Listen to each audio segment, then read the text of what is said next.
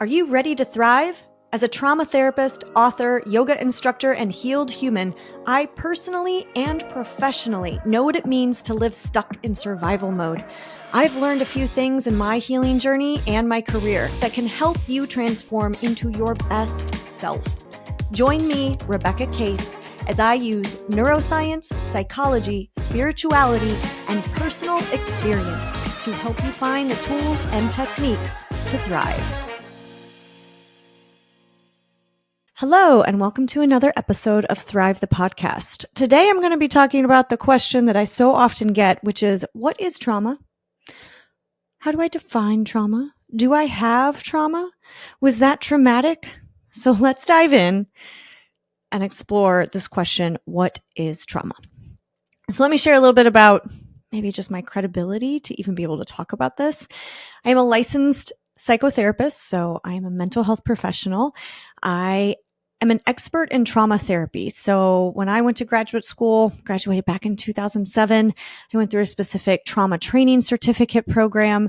I went on to get EMDR trained, which EMDR therapy is an evidence-based technique, or I shouldn't say technique. EMDR is an evidence-based therapy for the treatment of PTSD. That means there's a whole bunch of research supporting its effectiveness. And I own a trauma training company. So I have been working in the field of trauma for about 20 years. In addition to my professional expertise, I'm also somebody who has been through a number of traumatic experiences in her own life, from a sexual assault in college to a violent abusive relationship in my early 20s, and to some really traumatic stuff that happened with my dad when I was in my 30s. And I'll probably talk about that more on this podcast at some point, but some major family trauma there. And he actually ended his life by suicide years ago. So yes, I know trauma inside and out, from the professional chair to the person actually sitting in the chair across from the professional. So I know a couple of things about trauma. So let's start first with, I think, one of the most helpful things to consider when we think about what is trauma. And that is that trauma is not defined by an experience or an event. It is defined by your response to it. So the response to an experience or an event is more important when we think about what is trauma than what actually happened. Because I might go through something and my nervous system, my neurobiology finds it to be really scary and overwhelming and threatening. And I have what science or research or the field of counseling would call a trauma response, where maybe you go through the same thing and you have a very different experience and your neurobiology doesn't perceive it in the same way that mine does. So it doesn't lead to the same reaction or response. So that is the most important thing, and something that we've had wrong for a really long time in the trauma field. We're so often looking at trauma as being defined by a specific event, by this thing that happened.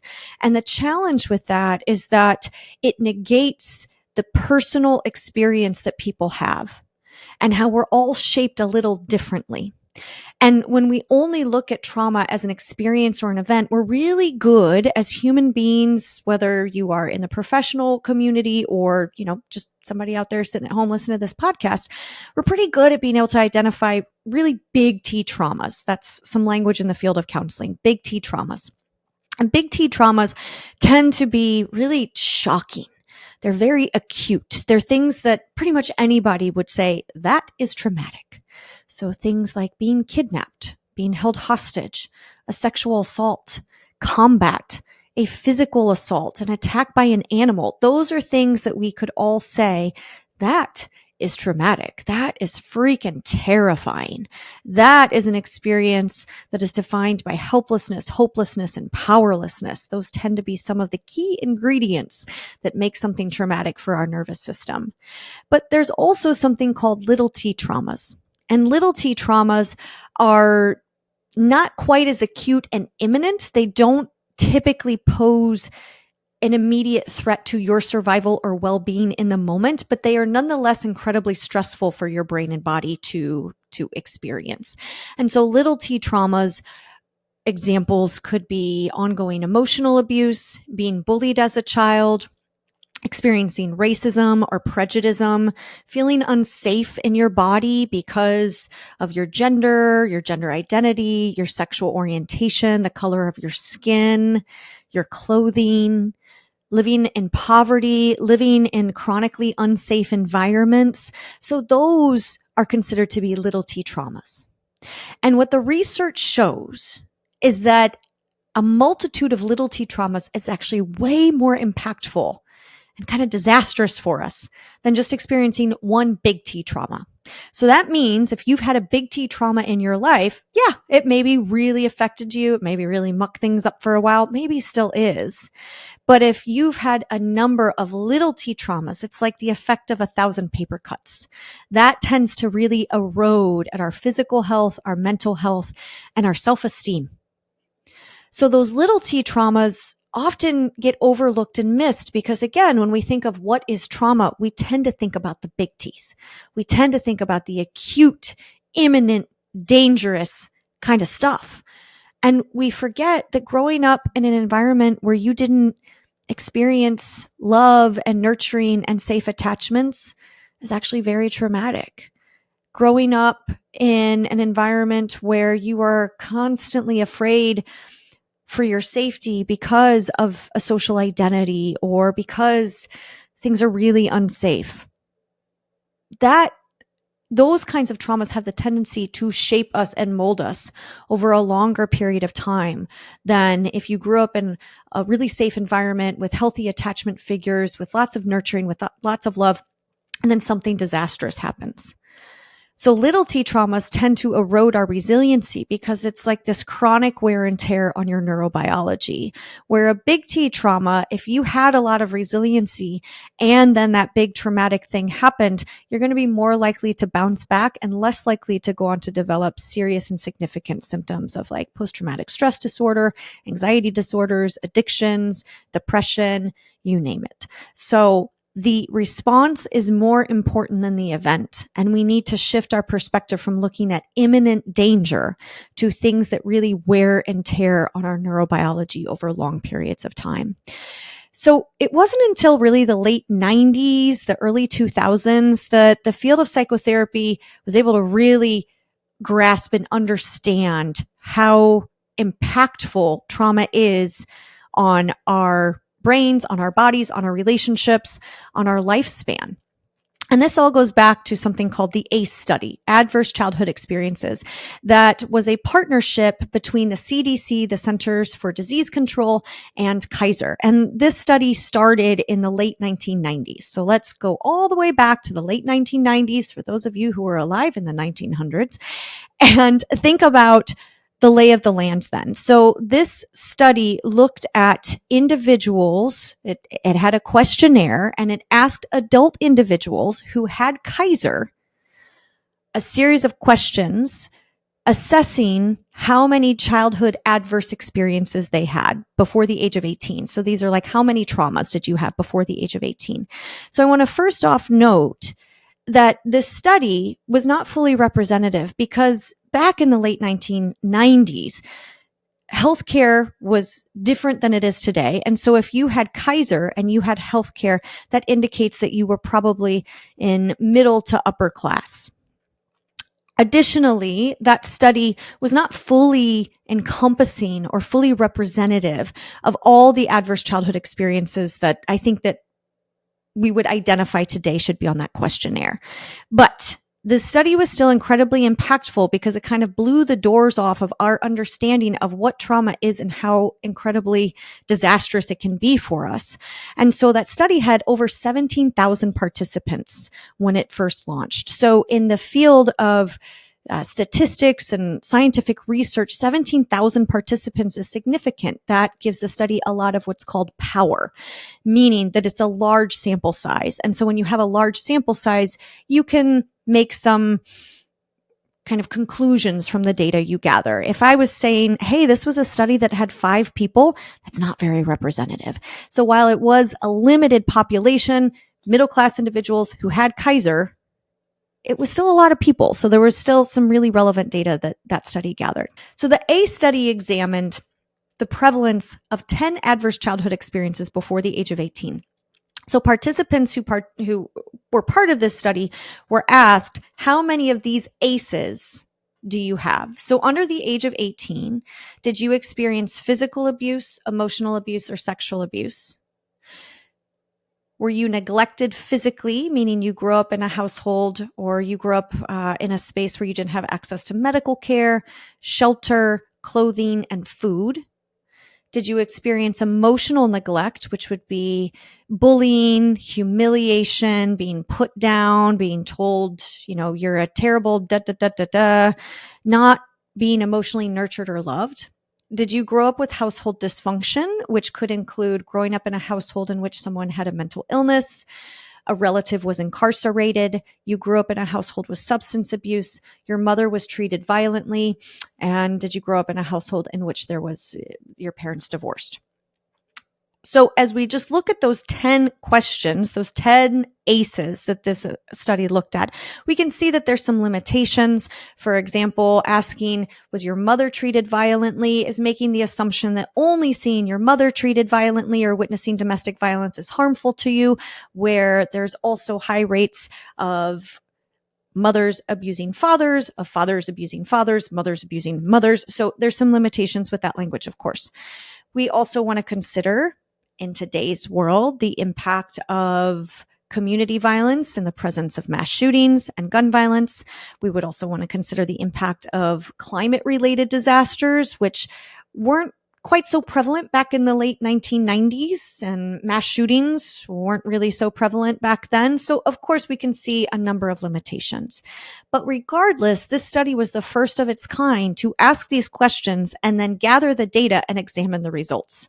So the results were pretty shocking. And this is really where trauma, as we understand it today, got a lot of momentum.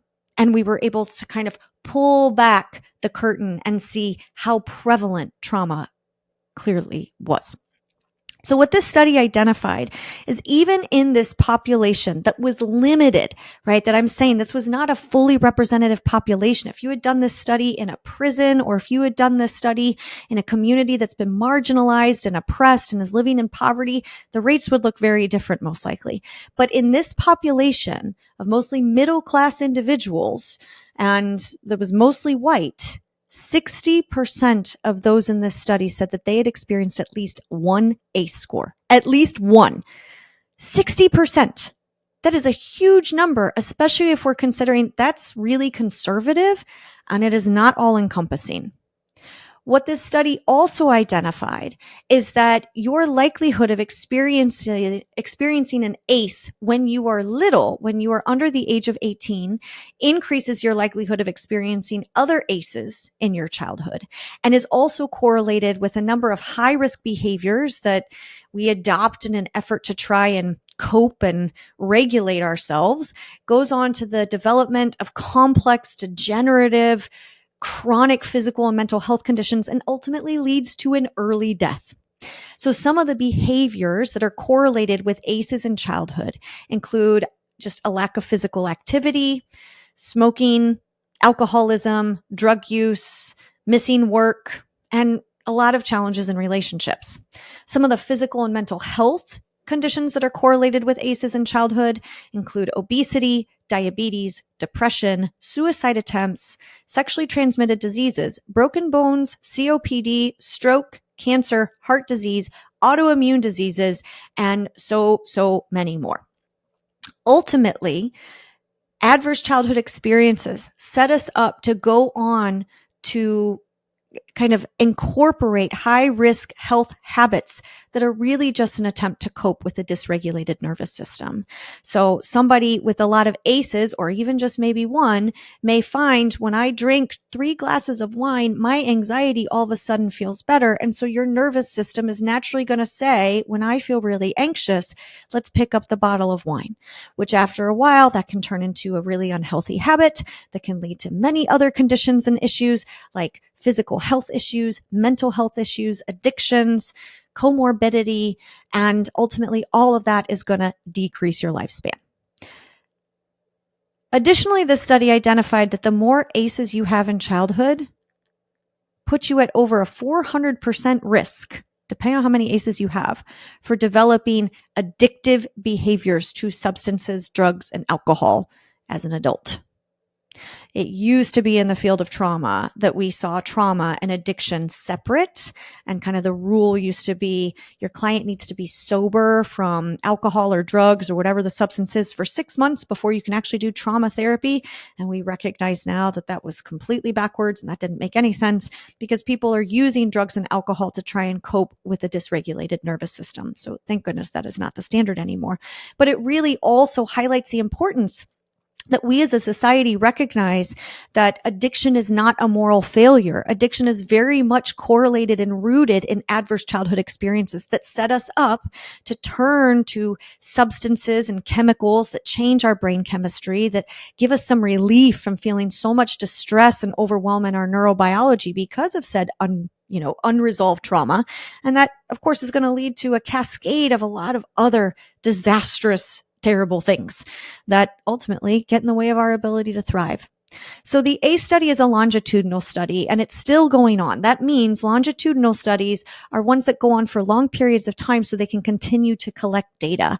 And it has been slightly revised at this point, and there's some other ACEs I think that are being collected and studied that weren't on the original late 1990s ACE study.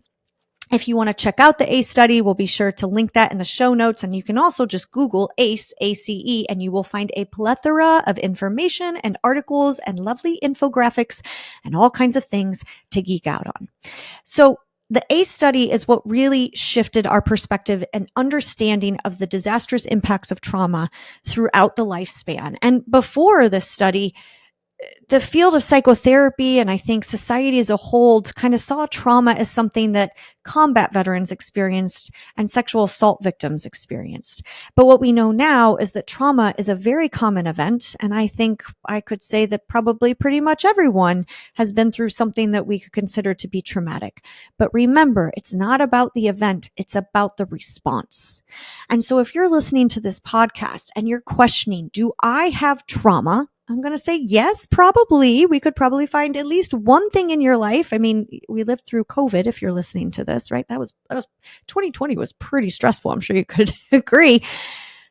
But it's about how your neurobiology has responded to it. And so I encourage you to just ask yourself, instead of do I have trauma? Do I have unresolved trauma? Is my trauma still haunting me? Ask yourself, have you been through incredibly stressful experiences that haunt you to this day, that continue to muck things up for you, that you feel that you relive in some way, shape, or form? Now, the tricky thing about trauma is the way that it's stored in our memory networks in our brain is it tends to be stored in what's called implicit memory. So we have implicit memory and explicit memory. Explicit memory are memories that you can explicitly declare and explain. So if I asked you, what's your phone number? Will you give me directions to the nearest grocery store? What did you do for your last birthday? You can probably verbally explain those things to me. You can explicitly describe those experiences. But trauma is held in implicit memory, unresolved trauma, I should say, rather. The trauma that still kind of gets us stuck and causing us yuck. So memories that are held implicitly are memories that we more just have a felt sense to, and we can't always explicitly describe or put language on. So if I asked you, explain to me the smell of cut grass, that is an implicit memory. I'm sure you can imagine in your mind and your body what cut grass smells like. Maybe you even smell that right now, but it's really difficult for you to explain that to me. Additionally, if I asked you, how do you ride a bike? You could kind of explain that to me, but ultimately I have to get on the bike and feel what it's like to ride a bike. If you've ever been in the car and a song comes on that you haven't heard for 15 years and all of a sudden you're singing every single lyric and you're like, oh my gosh, I forgot this song. It's so good. How do I remember all these lyrics? That's implicit memory. It's the stuff that you just know, even though you can't necessarily verbally describe it. And so unresolved trauma that's stuck and causing us yuck tends to be stored in implicit memory networks. That means that we can't necessarily say, I'm having a panic attack right now because the way that person looked at me reminded me of my mother. And she used to look at me like this when I was 5 years old, all the way throughout the age of 10. And it used to make me feel like I was incompetent and stupid and I was unloved and unworthy. And so that person looked at me and my body's now re-experiencing how my mom used to look at me. And so I'm having a panic attack. I mean, maybe you can. If you can, you've probably been going to therapy for a long time and you've read like every self-help book and you have a lot of personal awareness. But most of us can't do that. When we feel all mixed up inside, we're very much aware of how uncomfortable we feel, of how terrible we're feeling inside, but we can't always explain the why. So if you're relating to this, if you're like, yes, I feel so uncomfortable inside, I get so overwhelmed or I shut down so much and I have like this response, it's like something is happening to me, but I can't explain what it is or the why. Maybe I have a little bit of awareness where it comes from, but I can't really put language to it. That's probably an implicit memory. And that's an indication that your nervous system is still re-experiencing that toxic stress, that adverse experience or experiences that you have endured in your life.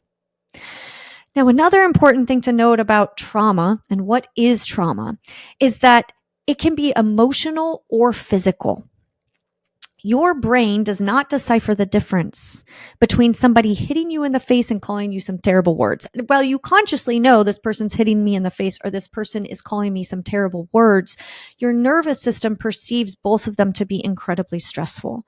So that saying, sticks and stones may break my bones, but words will never hurt me, quite honestly, is a bunch of bullshit because emotional abuse is very real and very harmful. And I don't know about you, but somebody I love who's near and dear to me is going to really hurt me if they call me some terrible names or put me down just as much, maybe even more so than if they slap me in the face. So sometimes in my experience as a counselor with clients, when I ask them about, what kind of adversity have you faced in your life? What traumas have you experienced?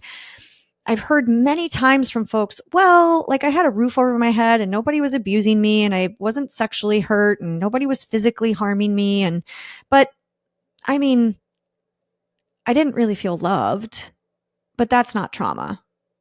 Yes, it is. That is so traumatic. We as human beings need to be nurtured. We need to be loved. When we're little kids, that's the only way that we develop self-esteem for ourselves, by other people telling us, you know what? You are the shit. You are amazing. You are the best thing since sliced bread. In fact, you're better than sliced bread. You are my favorite person in the world. I would go to the ends of the earth to protect you. I love you more than anything ever, forever and ever. We need that. And if we don't get that, well, it's a different experience than someone physically harming you. It's still going to mess up your nervous system. And our neurobiology holds that stuff. And so when we get into adulthood and we wonder why our self-esteem is in the crapper and why we don't believe we're worthy or why we don't think we're lovable, or when somebody says, tell me 3 good things about you. We kind of look at them like they just said that chocolate cake is the next health fad. Like we can't even begin to imagine what that means. So emotional and physical trauma is still trauma. And so if you're listening to this and you're like, yeah, I didn't have anybody physically hurting me when I was a kid, but I didn't really feel loved, that is incredibly stressful for your neurobiology and has probably had a significant impact on you and how you see yourself in the world and others. Now, I don't want to say all this and sound hopeless, because we're going to talk so much more on these episodes in this podcast about what is trauma, how do we understand it, and how do we really understand how it affects our neurobiology, because it's really all about how trauma impacts your nervous system. It's your nervous system that responds to stress. And when your nervous system gets incredibly overwhelmed, that can impact its ability to digest and make sense of experiences. And just like when you eat too much food and you feel terrible, your digestion is just like, oh, I feel nauseous and bloated and oh, my stomach's so big and I feel so uncomfortable. You overwhelmed your digestive system. And when your digestive system is overwhelmed, you have those yucky, uncomfortable symptoms. And trauma is the same. Your nervous system gets overwhelmed. And when your nervous system gets overwhelmed and it can't digest those experiences, they get stuck and they cause yuck.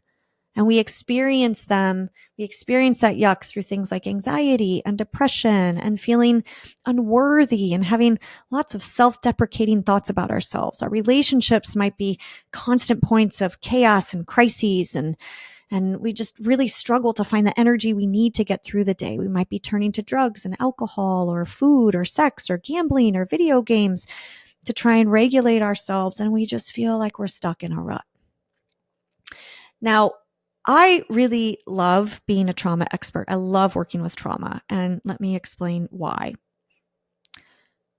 Because trauma can sometimes illuminate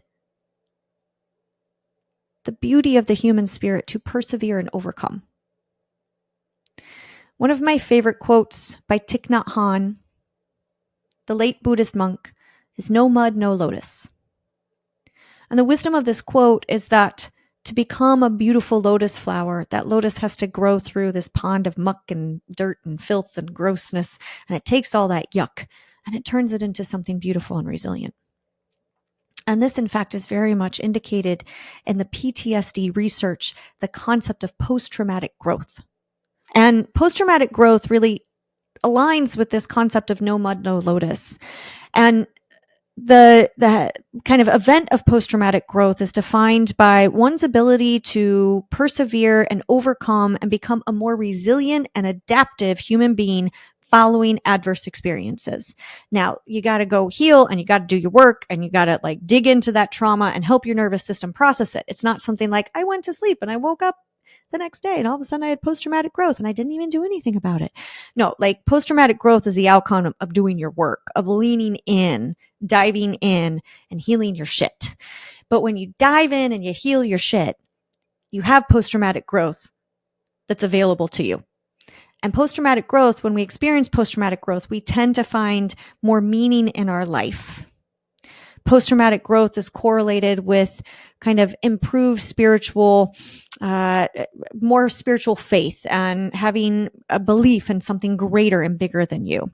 It's correlated with greater life satisfaction. It's associated with improved relationships, and it's also associated with knowing yourself better.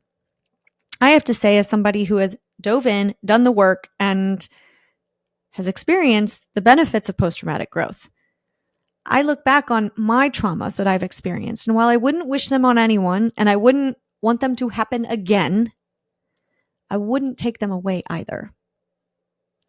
Because those experiences and doing that work taught me things about myself I never would have learned without them. You don't know how strong you are until something forces you to be strong. You don't know how resilient you are until your resiliency is challenged. There is a yin and a yang to everything. There's two sides to every coin. And while trauma is one side of the coin and full of heartache and hurt and lots of disastrous suffering and yucky stuff, the other side of the coin is the lotus that you get to blossom into if you do that work. And it's painful. I know it's painful. It's messy. It's scary. It's vulnerable. But the only way is the way. And so when we lean into our trauma, when we seek out the things that we need to heal and become whole again, you are not only becoming the best version of you, but you're also contributing to the best version of your family and your friends and your community, because trauma begets trauma, begets trauma, begets trauma. Generational trauma, right? Like we all got some generational trauma because all of our parents had trauma and they were all learning and figuring it out. And, you know, in today's day and age, thank goodness, there's still great stigma against mental health and mental health conditions, but it's lessening. It's way less than the 1900s, the 1800s, the 1700s. And so if you're brave enough to do this work, if you have the courage, you get to reap the rewards. But if you don't lean into the work, if you're not brave enough to do it, if you can't start to find that courage that you need to thrive and live your best self, you're probably going to stay stuck in a rut. Because nobody else is going to do this work but you. Nobody else is going to heal your trauma for you. Nobody else is going to venture into those dark places in your mind and your heart but you. Nobody else is going to slay those dragons but you. And so the first step to healing your trauma is finding the courage to show up to it. And I know that can be really hard, but let me tell you that what you've survived is way worse than the hardships that will come from healing that stuff. You've already done the hard stuff. You already survived it. And while it might be scary, most things are not as terrible as our brain thinks that they're going to be. Most things. Thanks for joining me on another episode of Thrive the Podcast. Until next time. Thank you for joining us on another episode of Thrive the Podcast. I hope these insights inspire positive changes in your life. If you're ready to take the next step in your Thrive journey, check out goodies linked in the show notes and on my website, RebeccaKase.com. Sign up for my newsletter and get access to helpful resources, connect with my community, and be the first to know about events and happenings. Remember, your journey from surviving to thriving is unique, and you have the power to create your best life. Subscribe, share, and thrive into your potential. Until next time, this is Rebecca Kase signing off. Thrive on.